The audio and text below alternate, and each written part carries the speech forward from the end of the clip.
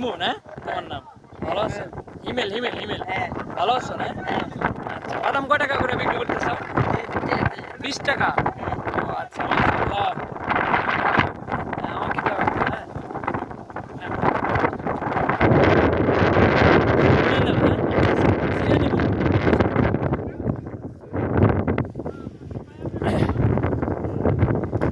আমাদের হিমেল সিরাজগঞ্জ চায়নাবাদে প্রতিনিয়ত এভাবে বাদাম বিক্রি করে জীবন যুদ্ধে কি বলবো, একজন যোদ্ধা শারীরিক প্রতিবন্ধকতা পেরিয়ে প্রতিনিয়ত এভাবেই জীবিকার তাগিদে দেখেন সংসারের দায়িত্ব নিয়েছে।